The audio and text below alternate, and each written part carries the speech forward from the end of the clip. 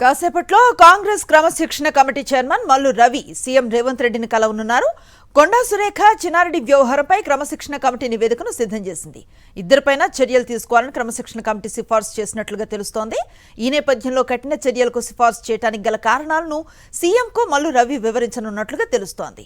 ఇప్పటికే నివేదికను PCC chief Mahesh Kumar కు అందించారు మల్లు రవి. సీఎంతో భేటీ అనంతరం ఈ వ్యవహారంపై మరింత స్పష్టత వచ్చే అవకాశం కనిపిస్తోంది. సీఎం రేవంత్ రెడ్డితో క్రమశిక్షణ కమిటీ చైర్మన్ మల్లు రవి భేటీకి సంబంధించి పూర్తి వివరాలు మా ప్రతినిధి రాకేష్ అందిస్తారు. రాకేష్, చెప్పండి.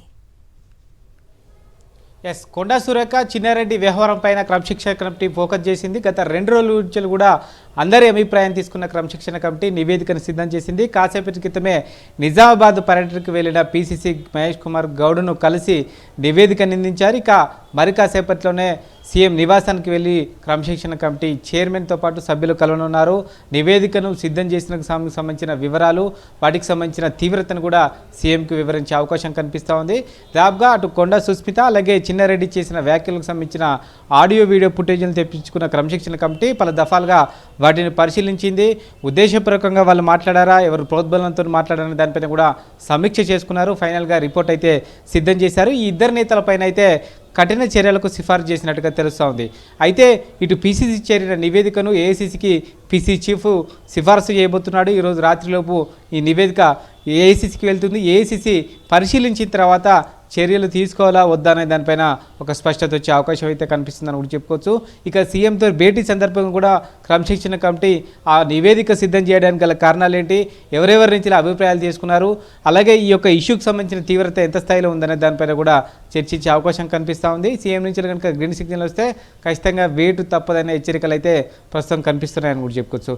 ఇక ఇప్పటికే పలువురు కీలక నేతలందరూ కూడా ఈ వ్యవహారం పైన స్పందించారు. ముఖ్యంగా చిన్నారెడ్డి, కొండా సురేఖ ఇద్దరి వ్యవహారాలపైన నివేదిక సిద్ధం చేసినప్పటికీ ఎక్కువ మంది నేతలైతే కాంగ్రెస్ పార్టీకి సంబంధించిన ముఖ్య నేతలైతే కొండా సురేఖ వ్యవహారం పైన స్పందిస్తున్నారు. ఆమెను అల్టిమేట్గా పార్టీ నుంచి బహిష్కరించాలని కొందరంటే ఆమె బర్తరఫ్ చేయాలని కొందరు అంటున్నారు.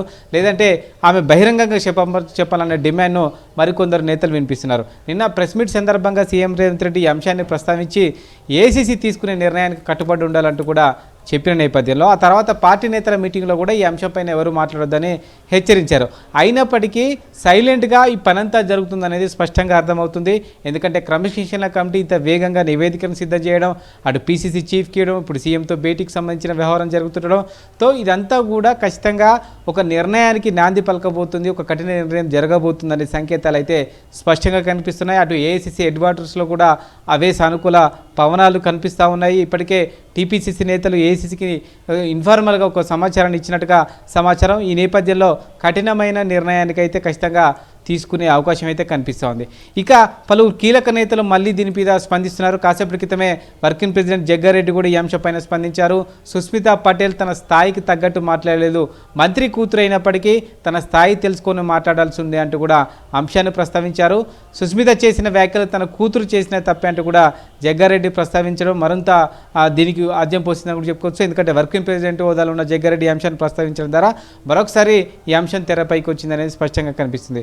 ఓవరాల్గా పార్టీ నేతలందరి మూడ్ చూస్తే, ఈ యొక్క వ్యవహార శైలి, వారు మాట్లాడుతున్న ధోరణి కనుక చూస్తే చర్యలకు పార్టీ సిద్ధమైంది. ఆ సంకేతాల్లో భాగంగా ఈ వ్యవహారం అంతా నడుస్తుందనేది స్పష్టంగా అర్థమవుతుంది. Right, thank you Rakesh.